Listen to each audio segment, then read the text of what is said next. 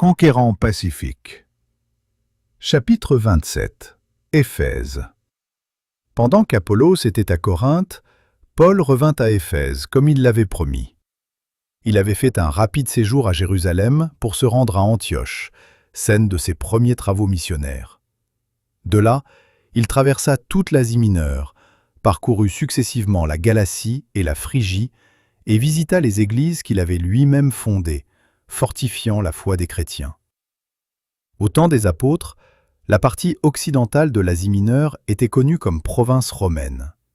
Éphèse, important centre commercial, en était la capitale. Dans son port affluaient des navires de toute région, et dans ses rues se pressaient des gens de toute nationalité. De même que Corinthe, cette ville offrait un champ plein de promesses pour l'évangélisation. Les Juifs, dispersés alors dans tous les pays civilisés, s'attendaient pour la plupart à la venue du Messie. Lorsque Jean-Baptiste prêchait, beaucoup de ceux qui se rendaient à Jérusalem pour assister aux fêtes annuelles étaient venus l'écouter sur les rives du Jourdain. Ils l'avaient alors entendu proclamer Jésus comme le Messie promis, et ils avaient répandu cette nouvelle dans toutes les parties du monde. La Providence avait ainsi préparé la voie à l'œuvre des apôtres. En arrivant à Éphèse, Paul trouva 12 hommes qui avaient été, comme Apollos, disciples de Jean-Baptiste, et qui, comme lui, avaient reçu certaines connaissances sur la mission du Christ. Ils étaient loin d'avoir le talent d'Apollos, mais, animés de la même foi et de la même sincérité, ils cherchaient à propager la connaissance qu'ils avaient reçue. Ces hommes ignoraient tout de la mission de l'Esprit. Lorsque Paul leur demanda s'ils avaient reçu le Saint-Esprit, ils répondirent « Nous n'avons pas même entendu dire qu'il y ait un Saint-Esprit. » Sur quoi Paul leur dit « De quel baptême avez-vous donc été baptisés ?» Et ils répondirent « Du baptême de Jean. » Alors l'apôtre leur exposa les grandes vérités sur lesquelles repose l'espérance chrétienne. Il leur parla de la vie du Christ sur cette terre, de sa mort cruelle et ignominieuse. Il leur raconta comment le prince de la vie était sorti triomphalement du tombeau par sa résurrection. Il leur rappela la mission que le Seigneur avait confiée à ses disciples. « Tout pouvoir m'a été donné dans le ciel et sur la terre. Allez, faites de toutes les nations des disciples, les baptisant au nom du Père, du Fils et du Saint-Esprit. » Il leur fit part de la promesse du Christ de leur envoyer le Consolateur, par le pouvoir duquel des miracles et des prodiges seraient opérés, et il leur décrivit de quelle façon merveilleuse cette promesse avait été accomplie le jour de la Pentecôte. Les disciples étaient vivement intéressés par les paroles de Paul, qu'ils écoutaient avec une joie reconnaissante et émerveillée. Ils saisirent par la foi la sublime vérité du sacrifice expiatoire du Christ, et ils l'acceptèrent comme leur Rédempteur. Ils furent baptisés au nom de Jésus, et lorsque Paul leur eut imposé les mains, ils reçurent le baptême du Saint-Esprit, ce qui leur permit de parler en langue et de prophétiser. Ainsi, ils furent qualifiés pour travailler comme missionnaires à Éphèse, et dans ses environs, ils purent aussi aller proclamer l'Évangile en Asie mineure. Parce qu'ils possédaient un esprit humble et étaient désireux de connaître la vérité, ces hommes acquirent l'expérience leur permettant de travailler à l'avancement du règne de Dieu. Leur exemple donne aux chrétiens une leçon de grande valeur. Beaucoup font peu de progrès dans la vie spirituelle parce qu'ils sont trop orgueilleux pour chercher à s'instruire. Ils se contentent d'une connaissance superficielle de la parole de Dieu et ne désirent pas modifier leur foi ou leurs habitudes. C'est pourquoi ils ne font pas d'efforts pour obtenir de plus grandes lumières. Si les disciples du Christ cherchaient la sagesse avec ferveur, ils découvriraient des trésors de vérité qui, jusqu'alors, leur étaient inconnus. Celui qui se donne totalement au Seigneur sera guidé par lui. Il peut être d'origine modeste et apparemment peu doué. Cependant, s'il obéit à la volonté de Dieu avec un cœur aimant et sincère, ses facultés spirituelles seront purifiées, ennoblies, fortifiées, et ses capacités augmentées. À mesure qu'il s'assimilera les leçons de la sagesse divine, il se verra investi d'une mission sacrée. Sa vie honorera Dieu et sera une source de bénédiction pour le monde. La révélation de tes paroles est claire, dit le psalmiste. Elle donne de l'intelligence aux simples. Psaume 119, verset 130. Nombreuses sont les personnes qui, de nos jours, comme les croyants d'Éphèse, ignorent l'action du Saint-Esprit sur le cœur. Et pourtant, il n'y a pas de vérité plus clairement enseignée dans la parole de Dieu. Les prophètes et les apôtres ont insisté sur ce thème. Le Christ lui-même attire notre attention sur la croissance du monde végétal pour illustrer l'action de son esprit sur la vie spirituelle. La sève de la vigne monte de la racine pour se diffuser dans les sarments. Elle assure ainsi la croissance du plant tout en produisant des fleurs et des fruits. De même, la puissance vivifiante du Saint-Esprit provient du Sauveur. Elle pénètre dans l'âme, renouvelle les mobiles et les affections, soumet les pensées à la volonté de Dieu et permet à celui qui la reçoit de porter le fruit précieux d'actions sanctifiées. L'auteur de cette vie spirituelle est invisible, et la manière dont il la maintient dépasse la compétence de la philosophie humaine. Cependant, le Saint-Esprit opère toujours en harmonie avec la parole de Dieu. Il en est du monde spirituel comme du monde naturel. Heure après heure, la vie naturelle est assurée par la puissance divine, non pas certes directement par un miracle, mais par l'utilisation des bienfaits mis à notre portée. Ainsi en est-il de la vie spirituelle. Elle est entretenue par l'usage des moyens auxquels Dieu a pourvu. Si le disciple du Christ désire parvenir à l'état d'homme fait, à la mesure de la stature parfaite de Christ, il doit se nourrir du pain de vie et s'abreuver à la source du salut. Il faut qu'il veille, prie, agisse et prenne garde, en toutes choses, aux instructions que Dieu donne dans sa parole. Nous pouvons tirer une autre leçon de l'expérience des Juifs convertis d'Éphèse. Lorsqu'ils reçurent le baptême de Jean, ils ne comprirent pas complètement la mission de Jésus se chargeant des péchés du monde. Ils continuèrent à commettre de graves erreurs. Mais à la faveur d'une plus grande lumière, ils acceptèrent joyeusement le Christ comme leur Rédempteur. En progressant ainsi, ils contractèrent de nouvelles obligations. Tandis que leur foi se purifiait, leur vie subissait un changement parallèle.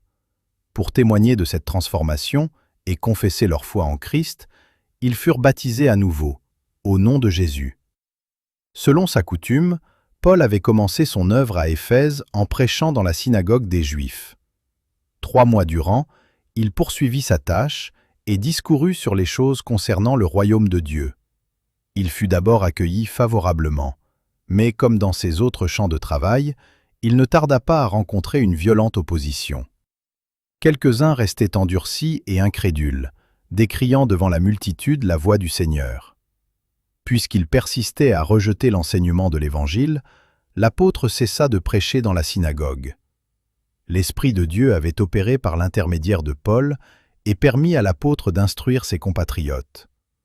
Il avait donné des preuves suffisantes pour convaincre tous ceux qui désiraient sincèrement connaître l'Évangile.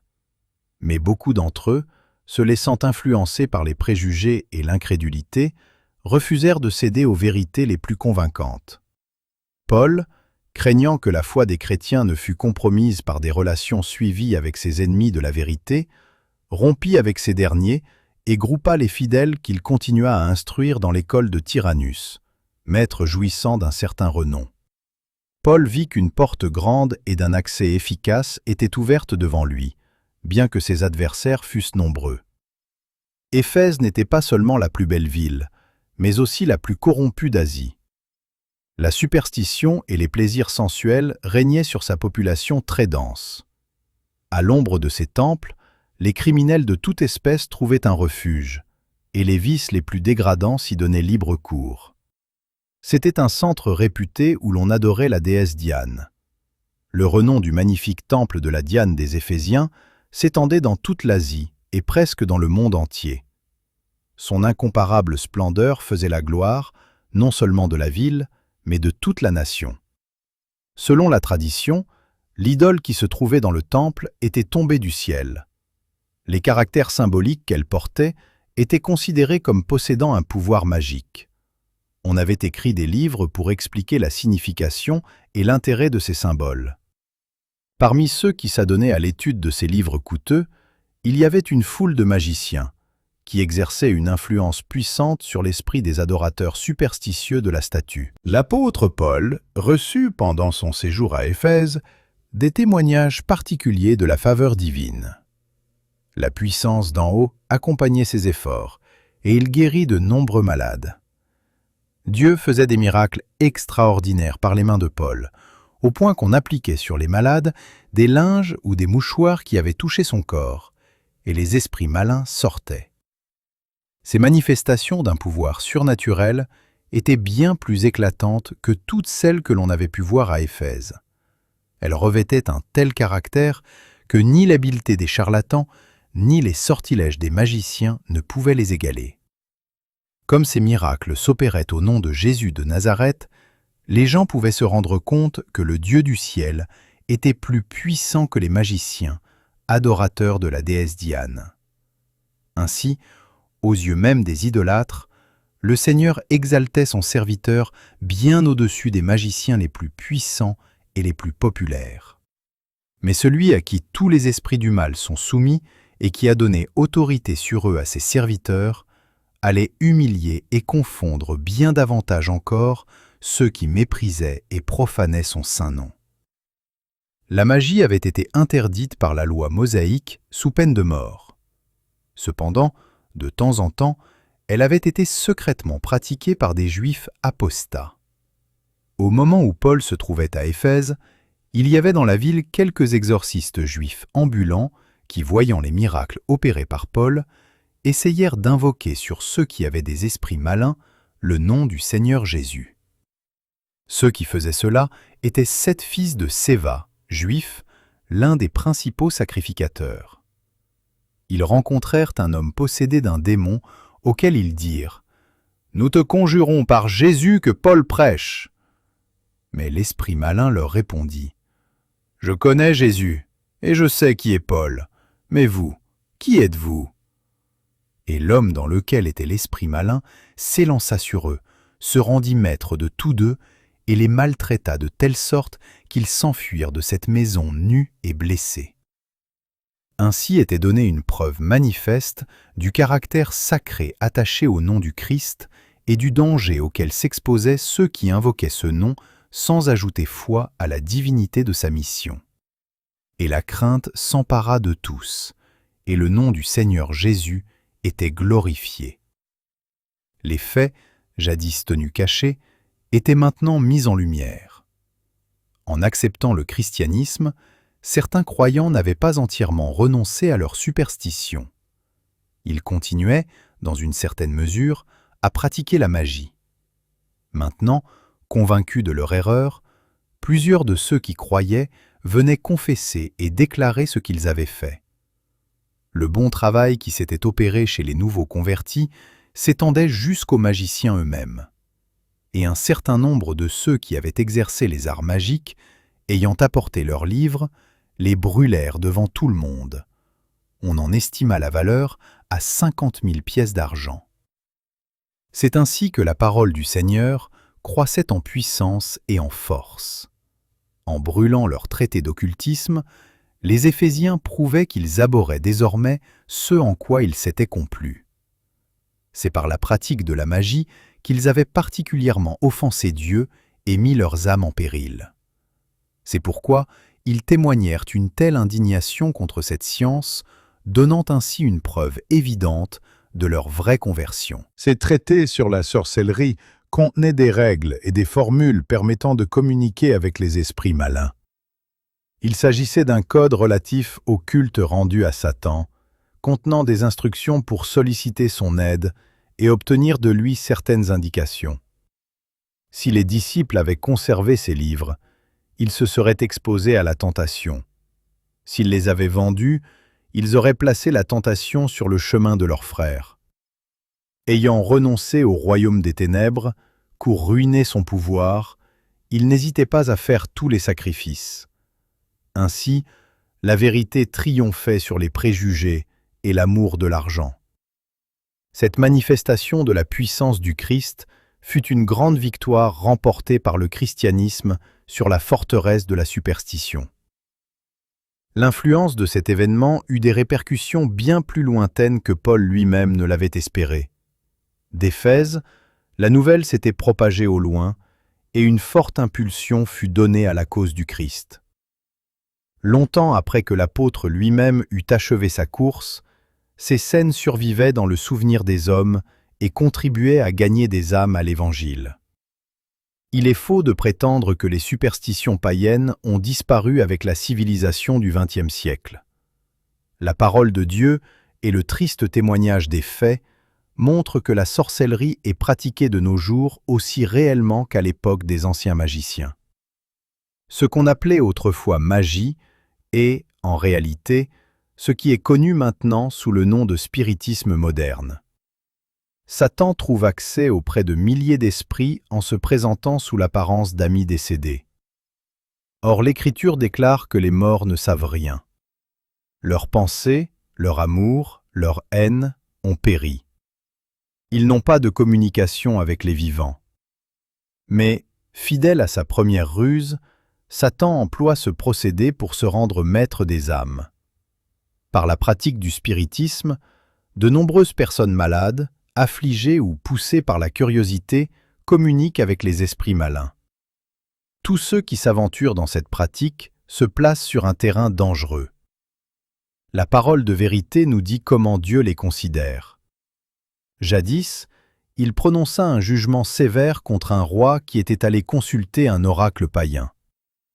Est-ce parce qu'il n'y a point de Dieu en Israël que vous allez consulter Baal-Zébub, dieu d'Écron? C'est pourquoi, ainsi parle l'Éternel. Tu ne descendras pas du lit sur lequel tu es monté, car tu mourras. De nos jours, les magiciens, du paganisme, se retrouvent chez les médiums, les voyantes, les diseuses de bonne aventure. Les voix occultes qui parlèrent à Andorre et à Éphèse continuent à égarer les enfants des hommes. Si le voile qui est placé devant nos yeux pouvait être levé, nous verrions les anges de Satan déployer tous leurs artifices pour nous tromper et nous perdre. Le diable exerce ses séductions partout où se fait sentir une influence quelconque pour amener les humains à oublier Dieu. Lorsque l'on cède à cette dangereuse influence, l'esprit s'égare et l'âme se pervertit avant même que l'on en soit conscient. L'exhortation que l'apôtre adressa à l'église d'Éphèse devrait servir aujourd'hui d'avertissement au peuple de Dieu. Ne prenez point part aux œuvres infructueuses des ténèbres, mais plutôt condamnez-les.